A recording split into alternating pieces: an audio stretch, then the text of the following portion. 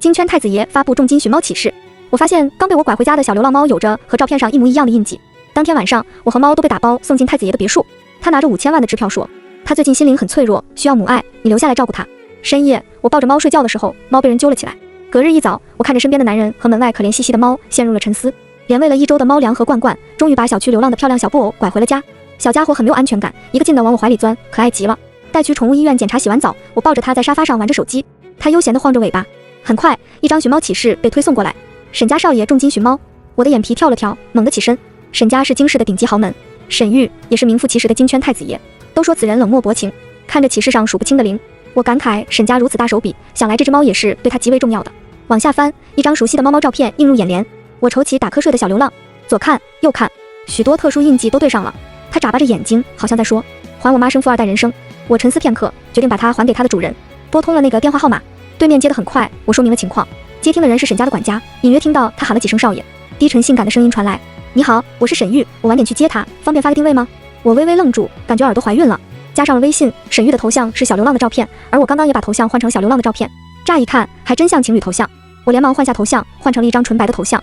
3秒后，沈玉的头像换成了纯黑的。我约定时间超过1个小时后，我抱着小流浪昏昏欲睡，摸了摸他的头，还没来，你爸是不是不要你了？他摇晃着小脑袋。门铃响起，打开门，门外的男人好看极了，碎发阴影笼着高挺鼻骨，狭长巨傲的眼尾上挑，黑色西装勾勒出劲瘦的腰身。怀里的小流浪有些激动，嘴比脑子快的我脱口而出，你迟到了。沈玉嘴角挂着醉人的笑意，我的错，有些事情耽误了，很抱歉。我微微愣住，这张脸杀伤力实在有些强。管家大叔在身后擦了把汗，欲言又止。如果此刻我能听清他的心声，能听见他在内心发出土拨鼠的尖叫。少爷整整选了2个小时的衣服，快整哭3个造型团队。沈玉带来了笼子，小流浪蹭着我，有些可怜兮兮。我也有些难过，把猫递给他，我带他检查过了，他很健康。沈玉皱起好看的眉头，他看起来不是很好，也许他的心灵受到了伤害。闻言，小流浪发出呜呜的喵叫。沈玉抬头看我，桃花眼格外勾人。池小姐，可以和你商量一件事吗？坐上前往沈家别墅的车，我抱着小流浪和包里烫手的5000万支票。沈玉提出要我搬去他家，照顾心灵受伤的小流浪，美其名曰他需要母爱。我也不想去，但他给的实在太多。到达沈家别墅，偌大的别墅宛若宫殿。小流浪轻车熟路地跑到沙发上打滚。我住在沈玉安排好的房间，收拾好行李，刚准备入睡，房门被敲响。打开门，再一次暴击。沈玉似乎是刚洗完澡，全身上下只在腰间松松垮垮地围了条浴巾，肌肉弧度性感流畅，碎发上的水珠顺着人鱼线滴落，看着人心惶惶的。他一只手提着小流浪，低声一笑。毛球说他想跟妈妈睡。我接过猫，他突然凑近，伸手拂过我的头发，有根猫毛。毛球他妈，晚安。我关上门，感觉心跳加速。这男人该死的撩人。周末晚上屋里太闷，我带着小毛球出去遛弯。刚回到家，门口沈玉迈着长腿从豪车上下来，司机小陈连忙去扶。见到我，小陈十分激动。池小姐，少爷他有点醉了，麻烦您了。说着便一溜烟消失不见。我扶着沈玉，他皮肤很白，脸上染上了薄红，声音有些沙哑。池婉，我在，你醉了。他突然站在原地不动，目不转睛地盯着我，有些倔强。我没醉。我揉了揉眉心，好不容易把人哄回屋，眼看着就要到沙发上，沈玉的手搂上我的腰，一阵天旋地转，我被他压在身下。我小心翼翼推搡着这个醉鬼。沈玉，你醒醒，你起来，我去给你煮醒酒汤。他黑长的睫毛轻颤，薄唇擦过我的耳畔。不可能，我没醉，我怎么会醉？我呵呵一笑，100年之后全身上下嘴最硬。说着，他把头埋在我的脖颈处蹭了蹭。沈玉，起来。他轻咬着我的耳垂。好吵。我咬了咬牙。你是狗吗？他闷声嗯了一声，给我气笑了。好不容易脱身，我拍了拍自己通红的脸。煮好了醒酒汤，又要哄着嘴硬的大少爷喝点。不喝，我没醉。想到这位是金主，我好声道，别嘴硬了，快喝点，听话。他沉默片刻，看了看我，软的，你试试。我说什么东西焦了，原来是他烧了。喂好了汤，给他盖了小毯子，顺便把在一旁看戏优雅舔着爪子的小毛球带回了屋。别打扰你爸休息。夜深人静，怀里的毛茸茸被人揪了起来，突然少了个东西，我习惯性的往旁边摸了摸，冰冰凉凉，很舒服。下意识搂住，继续陷入沉睡。隔日一早，看着旁边男人的俊脸和他搭在我腰上的手，陷入了沉思。我那么大一个孩子呢？孩子他爸怎么会在我床上？我小声道，沈少爷。腰间的手紧了紧，带有几分强势的味道。别闹，再睡会儿。我欲言又止。沈玉，你先松开我。他拽了拽被子，把我往怀里按了按，有些起床气，闷声道，不要。直到门外传来毛球疯狂的扒门声，听起来怨气十足。沈玉缓缓睁眼，眸色沉了沉。没有锁门，房门猛地被打开，刺耳的女高音让我一激灵。沈玉，你在家藏女人？狗血戏码瞬间在我脑海里掠过。沈玉一副没睡醒的样子，嘴角挂着一丝笑意。情急之下，我掐了一把他的腰。你还不快起来？只听见一声性感的闷哼，他扯起被子把我盖了起来，对着门口的女人说了句，妈，你去楼下等我。女人走后，我猛地掀开被子，看向旁边悠闲的某人。你怎么会在我房间？他揉了揉眉心，头发有些凌乱，却还是挡不住浑身上下金贵的气息。他看向我，无辜地眨了眨眼。我走错房间了。沈玉花钱让我扮演他女朋友，打发他的老母亲。他本无缘，全靠他砸钱。我收下支票，露出8颗牙齿的标准微笑。楼下，美妇人喝上了茶，见到我，她激动地握住我的手。哎呦，儿媳妇，我看看，我没做梦吧？儿子，你终于不是单身狗了。太阳从西边出来了。沈玉额上的青筋跳了跳。妈，差不多得了。他社恐，好不容易打发走了他妈。临走前，美妇人挤了挤眼，下次记得锁门。真好啊，小年轻就是爱玩刺激。毛球不知道什么时候怒气冲冲地走到沈玉面前，喵喵喵喵喵，骂得还挺脏。沈玉嘴角缓缓勾起戏谑的弧度。下一秒，毛球一个铁头冲击，撞到了尴尬的部位。沈玉脸色有些青，应该是疼的。我沉默片刻，你还好吧？需不需要去医院？闻言，他脸色更青了，装作若无其事地靠着墙，隐约有几分咬牙切齿的味道。我没事啊。我默默在心里替他抹了把汗，没事只是他的谎言，嘴硬哥。眼看着他要抓毛球，小家伙很聪明地躲在我后面，嘚瑟地晃着尾巴。沈玉嘴角挂着危险的笑容。婉婉，你让开，现在有些无聊，刚好可以打孩子，解解闷。我拍拍毛球的屁股，让他快跑。他只是一只小猫咪，他能有什么错？去了工作室忙碌了一天，回到别墅时，夜色已经拉开了帷幕。别墅空无一人，我喊着沈玉和毛球，楼上传来的猫叫吸引了我的注意力，跟着叫声来到了露天泳池。沈玉正在泳池里。沈玉，你见到毛球了吗？他靠近池边，随意捋了捋额前的湿发，眼底闪过一丝晦暗不明。一天没回来，只找猫不找我。还没来得及开口，他沉声道：他很想你。我也是。昏暗的灯光下，水池里波光流动，果然桃花眼，看狗都深情。感慨金主此刻有些像开了屏的孔雀。我顺着他手指的方向看向身后，此刻很想我的毛球埋头苦吃罐罐，眼中只有罐罐。沈玉轻咳了2声，带有一丝威胁意味。毛球瞬间抬头蹭了过来，在我脚边蹭来蹭去，溜得飞快。小腿有些痒，我稍微挪动着，又怕踩到他的爪子，脚一滑，跌落泳池。打小就恐惧水，我惊呼：沈玉！腰间多了一双手，我像是八爪鱼一样死死缠住他。他轻笑出声：别怕，我在。毛球又惹祸了呢，一会儿我替你收拾他。他呼吸有些沉，眸子里墨色翻涌。婉婉，你缠我那么紧，我怎么带你上去？意识到姿势如此暧昧，我刚想收腿，被他按住。婉婉，我想。话音未落，他的唇压了下来。当天晚上，我在大床上翻来覆去，闺蜜林浅一顿分析，死丫头背着我吃那么好，最终发来信息，他暗恋你，这个心机男，你明天出来，姐给你当军师。约好了见面地点是林浅最喜欢的高档会所，他还说要给我一个惊喜。见了面，他给我一阵蛐蛐。上厕所的路上，心绪还是有点乱。死丫头，原来你在这里，总算让我找到了。王总把你送给我，你竟然不识好歹，敢打了我就跑。来人，给我抓住他！看清那张脸上布满褶子的脸，我的眼皮跳了跳。实习的时候被无良前公司坑害，老板借着应酬，实际上把我推往火坑，送给这个老流氓。眼看着黑衣保镖逼近，我反应迅速地往楼上跑。3楼角落的包间门口，许多女孩正排着队。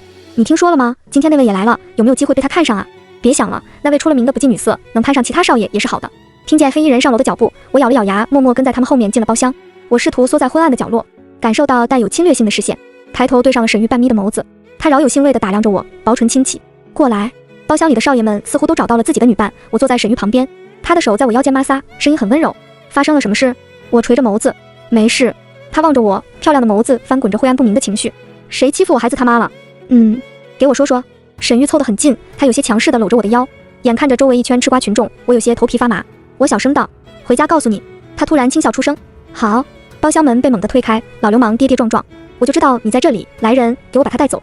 哟，我说你怎么胆子大了，原来是攀上了小白脸。周围瞬间安静，只听见倒吸凉气的声音。沈玉嘴角依旧挂着笑意，却让人不寒而栗。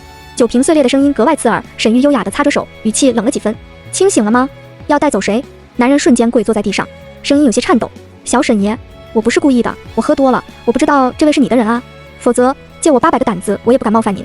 沈玉给身后的黑衣保镖使了个眼色，保镖立马进来拖人。他顺其自然地牵起我的手，他不是我的人，我是他的人。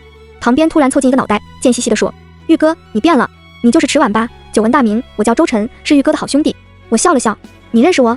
当然，我可是玉哥的头号军。沈玉一个暗含杀气的眼神送了过去，他比了一个拉上拉链的动作。回家的车上，我给林浅发着信息解释一下，对着一旁的沈玉说了声谢谢。他歪头拖着尾音思考了一下：婉婉，你要怎么感谢我？给我亲一口。在我还没反应过来的时候，脸颊一片湿润。沈玉往后撤得很快，桃花眼掠过一道流光，气氛有些微妙。想到那些女孩，我磕磕巴巴转移话题，声音稍微大了一点：你为什么会在那里？他的笑容有些僵硬。婉婉，不是你想的那样，我只是和他们商量一些事情，你要是不喜欢，我再也不去了，以后只在家里商议，行吗？你别生气了，我知道错了。我轻笑出声：哦。第一次发现金主还挺可爱。他若有所思片刻，目不转睛地盯着我：婉婉，你去那里干什么？我的大脑片刻死机，恰巧林浅发来语音，刚想点转文字，一不小心手抖，林浅的大嗓门瞬间传了出来：婉啊，你真不来了，我这边可是给你找了好几只年轻帅气的小奶狗，来来来，你们快来叫人。婉婉姐姐好，漂亮姐姐，快来玩呀！都是你喜欢的小奶狗类型，不来别后悔。我手忙脚乱地按灭手机，抬头就对上沈玉院夫士的目光。他拿过我的手机，冷着脸发了句语音，一字一顿。他有狗了。我。车上气压有些低，司机默默升起了隔板。沈玉闭上了眼睛，黑色的睫毛轻轻颤抖。我拿手在他面前挥了挥。你生气了？突然被他扣住了手腕，他眼尾有些泛红。我微微愣住，给孩子气哭了。下意识解释道，我不知道那里还有别的人。他轻哼一声，有些阴阳怪气。是吗？你真的不想见年轻又帅气的小奶狗？我勾了勾嘴角，你最好看。一直到家门口，沈玉的嘴角始终保持着相当完美的弧度，如果有根尾巴，已经翘上天了。别墅里，佣人们早已经离开，只有毛球趴在沙发上看着电视。他有专属的换台小按钮，门一打开，有些奇怪的味道，地上好几处猫尿。我和沈玉对视一眼，他是不是该绝育了？毛球干了坏事，十分心虚，飞快跑到楼上。我连忙去抓他，下到最后一节楼梯时，没注意到楼梯上的猫尿，脚下一滑，成功把面前的沈玉当成了肉垫，摔得猛猛的。我看向身下的沈玉，你没事吧？他微抿下唇，嗓音漫不经心，我没事。察觉到有些异样，我准备起身，却被他死死扣住了腰。快起来，你皮带杠着我了。沈玉脸色有些不自然，婉婉，我没带皮带。反应过来后，我老脸一红，你先让我起来。话音未落，屁股上挨了一巴掌。他嗓音格外沙哑，再乱动，后果自负。我十分老实，嘴上气势不能输。沈玉，你王八蛋！他轻笑出声，骂得真好听。可恶，让他爽到了。伴随着几声喵叫，电视机突然换了节目，传来了熟悉的台词。春天到了，万物复苏，又到了动物们开始繁殖的季节。看热闹不嫌事大的毛球很是嚣张地踩着沈玉的俊脸走了过去，他舌尖抵了抵上颚，气笑了。我现在就安排把他嘎了。最毒男人心。鉴于猫咪十分记仇，我和沈玉决定演一出戏，让管家陈叔假装带走毛球。吃完最后一颗荔枝，我和沈玉起身去接猫。到了宠物医院，看见手术台上吐着舌头的毛球，我掐了把自己。哎呦，谁这样对我家宝宝，心疼死了。沈玉原本幸灾乐祸，嘲笑毛球是个小太监猫，到屋里立马收起笑容，一本正经。爸爸会替你报仇的，包变脸的。自那以后，但凡见到陈叔，毛球都会展开他疯狂的报复。陈叔 ，so 只有我一个人受伤的世界达成了。回到家的毛球 emo 了，缩在自己的屋子里思考猫生。和沈玉从毛球的猫房出来，别墅里所有的灯骤然熄灭，有些惊慌。沈玉牵住了我的手，低声道：“电力系统被破坏了。”门口传来脚步声，有些杂乱，显然来者不善。他娘的，沈家的安保真是不好搞，快找到沈玉！这个杀千刀的沈玉真该死，找，不要放过任何一个地方。黑暗中，他伸手捂住了我的嘴，带我悄悄去里面的房间。柜子狭小的空间里，我能听见他的心跳，平静的让人心安。低沉的声音从头顶传来：“婉婉，怕不怕？”我点了点头。那些人敢闯进沈家别墅，恐怕是些亡命之徒。他轻揉我的头发，对不起，这次是我连累你了。别怕，你可以永远相信我。我猛地抬头，唇擦过他的下巴。黑暗中看不清他的情绪，这人平时懒散的不得了，栖身逼近时却让人感觉到格外危险。小文，你怎么办？我暗骂这个色狼，这都什么时候了，他满脑子黄色废料。房门猛地被踹开，发出巨大声响。我紧张地揪起他胸前的衣服，伴随着衣柜的门被打开，露出一张熟悉的脸。哎呀，真不好意思，来的不是时候，打扰你们亲嘴了。玉哥全逮到了。沈玉面无表情地拍了拍他的肩膀。周晨吃痛，欲求不满的男人真可怕。这些人是地下交易所的刽子手，用沈玉的话来说，他一个三好市民看不下去他们的违法犯罪行为，反手一个举报。这些人走投无路，这才心生报复，正好被一网打尽。我眨了眨眼，看向床边的沈玉，你不是还要去忙？心里还是有些小害怕。我没事了，可以让毛球来陪我睡。他唇角弧度渐深，语气有些认真。我也可以呢，婉婉选我吧。最近沈玉有些忙，还是在网上得知即将到他的生日，身为沈家唯一的太子爷，将在沈家老宅举办隆重的宴会。我抱着小毛球苦思冥想送他什么礼物的时候，厨房里传来的对话吸引了我的注意。真的不希望池小姐走，她性格那么好，对我们也很好。可是听说这次方小姐也会回来，谁不知道方小姐和少爷在高中可是一段广为流传的佳话，估计到时候少爷肯定会让池小姐离开的。我悄悄上楼，脑中疯狂走剧情，天杀的替身文学，不由自主地点进去浏览器的页面搜索和沈玉有关的信息，果不其然是一片空白。很快到了沈玉生日这天，他派车来接我和毛球。2楼他单独准备的小露台，仔细看竟全是我喜欢吃的。沈玉这人走到哪里都是众星捧月般的存在。此刻他冷着一张脸被围在人群中间，他突然抬头对着我笑了笑，等我。众人顺着他的视线看了过来，我慌忙往后退，吃着精美的小蛋糕。没有等到沈玉，却先等到了传闻中的方小姐。她一袭黑色包臀裙，性感极了。你就是池婉吧？方然很自然地坐到我旁边，拿起桌子上的小蛋糕。我知道你很漂亮。说这话的同时，他伸手卷起我的发丝，气氛有些诡异。方小姐，你有什么事情吗？他有些兴奋。我在想，如果我把你拐走，沈玉那张死人脸上的表情一定会很惊艳。阴恻恻的嗓音悠悠响起。方然，你想死吗？沈玉把我的头发从他的魔爪中解救了出来，搂住了我的腰。他是我的，你这个疯女人，走远点。我戳了戳他，怎么可以这样和女孩子说话？沈玉有些委屈，低声道：“他不是好人，婉婉要替他说话。”我摇了摇头，从见到他的第一眼，他看我的那种眼神，就像是在看猎物。因此我得出结论，方然应该是个拉拉。方然翻了个大白眼，呵呵，死绿茶，对我眨了眨眼。宝宝，你别被他骗了。然后走得很潇洒。我拽着脸色阴沉的沈玉，顺了顺毛。好了好了。沈玉握着我的手，捂住胸口。他喊你宝宝，我都没喊过。我回到别墅，我拿着自己的行李箱从2楼下来。稍微有些醉意的沈玉正把毛球按在地上欺负。见我拿着箱子，他微微愣住，眼底闪过一丝异样情绪。婉婉，你这是要干什么？我笑了笑。算了算，我们的合同差不多到期了，毛球也很健康，我该回家了。他的脸色有些苍白。不走可以吗？沈玉还抱着毛球，一人一猫，看起来可怜极了。婉婉，喵喵。我咬了咬牙，心一狠，转身离开。一切都只是我和闺蜜的猜测，事实上沈玉从来没有对我说过类似于喜欢之类的话，还是他只是觉得我对他来说是个让他稍微感兴趣的好玩的东西。沈玉没有再开口挽留。回到家里，我躺在床上对着沈玉的对话框咒骂狗男人，刷新着朋友圈。沈玉罕见更新了好几条动态，一张毛球埋头悲伤的图片，配上文案：可怜的孩子，妈妈不要你和爸爸了。天台的风好大，下雨了，像割的心一样。被狮子保护过的人怎么能看上猎狗呢？我抽了抽嘴角，按灭了手机。与此同时，沈家的酒庄里，沈玉脸色有些难看，看向旁边的几个人：你们确定这样有用？周晨嘿嘿一笑：放心吧，玉哥，一定有用。半晌，沈玉看着手机屏幕上的红色感叹号，抬头看向周晨，缓声开口，格外冷漠：你应该在坟里，而不是在这里。早晨刚睡醒，窗外传来猫叫，毛球伸出小爪子敲击着我的窗户，好像在说：妈，是我，开门呀。几日不见，确实很是想念这个小家伙。我揉着他的脑袋：你怎么来了？跟随他小脑袋扭转的方向，看到楼下停着的黑色豪车，接过毛球脖子上挂着的纸条：他想你了，送来你待2天。眼看着黑色豪车离开，我撇了撇嘴，沈玉这狗男人到底几个意思？带着毛球去了趟超市，又给他添了几个玩具。回家路上，一辆面包车停在了旁边，我抱着毛球加快脚步。从车上下来几个凶神恶煞的人，被人用帕子捂住了嘴，拽上了车。为首的男人拿着照片看了看我怀里的毛球，就是这只猫。他拨通了一个电话：秦哥，找到沈玉的猫了，旁边还有一个女人，要不要一起带走？电话那头传来名叫秦哥的少年的爆笑声。女人？呸！沈玉那个魔鬼根本就不喜欢女人，他就是个童子鸡，把猫带走就行了。我被强行赶下了车，看着被抢走的毛球，我连忙拨通了沈玉的电话。想到毛球一只手无缚鸡之力的小猫咪，我更心疼了，泪水在眼眶里打转。沈玉，毛球被人抢走了。沈玉来到的时候，我正蹲在路边，他轻擦着我的眼泪：婉婉，别哭，我带你去找毛球。情绪上头，我还是哭湿了沈玉的衬衫。他埋头在我脖梗处蹭了蹭，轻咬了下我的耳垂，哭得我心疼。我已经找到毛球了。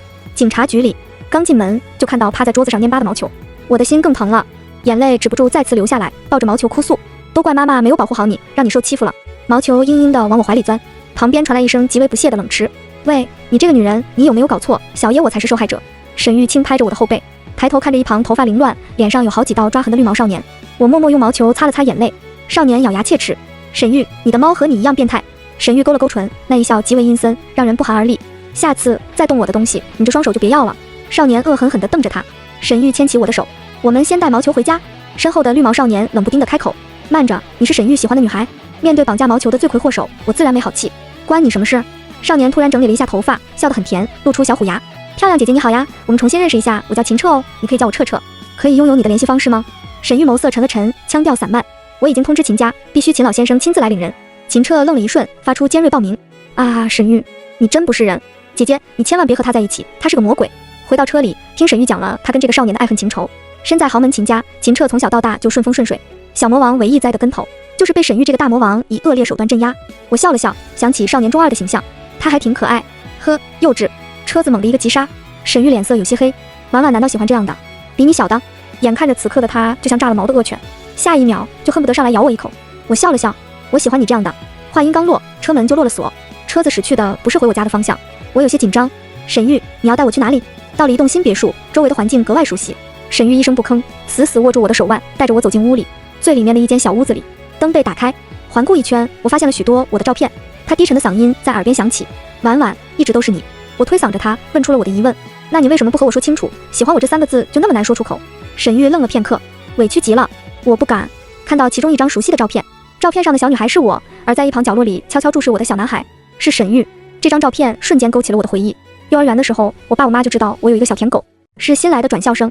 无意间帮助他打走说他坏话的小孩后，那个酷酷的小男孩在不同的时间段给我表白16次，对我用不同的胡编乱造的理由拒绝了16次。现在想想，一个小屁孩能如此执着也是不容易。搞半天，沈玉被我整出了心理阴影。我伸手抱住了他的腰：沈玉，你是个笨蛋。他低声嗯了一声，把我往怀里按了按。我不是在做梦吧？看着那张好看的薄唇，说出话如此气人，我咬了上去。在一起后，约着林浅出来吃饭。沈玉叫了周晨。俗话说得好，军师见面分外眼红。周晨咬着牙，就是你给他出的鬼点子伤了我兄弟，刺激他，害得我受牵连。林浅冷笑一声，你发的那些都能让人用脚趾头抠出3座魔仙堡，结束了这场水深火热的饭局。我喝了不少酒，现在有些上头。沈玉今天格外好看，我凑近戳着他的脸，他嘴角挂着醉人的笑意，顺势拽着我的手搂住他的脖颈，深深地吻了上来，脑袋晕乎乎的，我条件反射般回吻着。他眸光渐暗，宝宝。手机铃声不断响起，我推着他，嗓音有些哑，声音断断续续。接电话。他果断按了关机，凑到我耳边，不管，我们继续。隔日一早，浑身酸痛，我把自己裹在被窝里，懒得搭理旁边春风得意的男人。他开始逐一回复昨天的电话，语调欠揍极了。昨天晚上我忙着呢，陪我老婆呢。那么晚你还不回家？你没有老婆吗？不行啊，以后别这点找我，我要陪老婆。我沉默片刻，思考这个人是怎么长那么大，还没有被人打死的。这几日没有出门，我猛地发现好久没有看到毛球的身影。沈玉有些心虚，我把他送我妈那里住2天。回想起前天晚上，他试图勾引我，把我哄骗进浴室。关键时刻，我听到了毛球在门外凄惨的叫声。我立马挣脱他，出门看看毛球。我有些气，狠狠地踩了一下他的脚。你这个狠心的男人，你今晚睡客厅。说着，我锁死了房门。半夜，房门被敲响，打开门，沈玉的黑发乖巧地搭在额前，头顶还戴着黑色的毛茸茸猫耳发饰，黑色衬衫解开了3颗扣子，撩人的声线在耳边响起。主人，我可以进去吗？该死的美男计！我昂了昂头，生怕自己流鼻血，拽着他的领子把他揪了进来。炙热的呼吸撒在耳边，主人，我会让你满意的。玩考斯普类的后果就是要了我半条老命。再睁眼，沈玉自觉给我揉着腰，他侧躺着，懒散的嗓音掺了些沙哑。宝宝，今晚想要什么角色？沈玉，下划线，番外，毛球视角。我的主人是个人，但他比狗还狗。他把我打扮得脏兮兮，让我记住照片上的漂亮姐姐。他说只要我勾搭上漂亮姐姐，他就能富平子贵，成功上位，然后奖励我无数个肉罐罐和漂亮的小母猫。我在小区里蹲守了好长时间，用我聪明的小脑袋和无比可爱的喵喵夹子音，成功征服了小姐姐的心。好不容易进入小姐姐的家，狗主人当天晚上闻着味就来了，还穿得一本正经。我的评价是衣冠禽兽。本来我睡在妈妈旁边是多么幸福，直到那天晚上，狗主人把我丢出去，威胁我不许发出声音，还取代了我的位置，还用罐罐收买我与他狼狈为奸，把妈妈送入他的怀抱。真是知心机狗。猛吸一口罐罐，全闻完，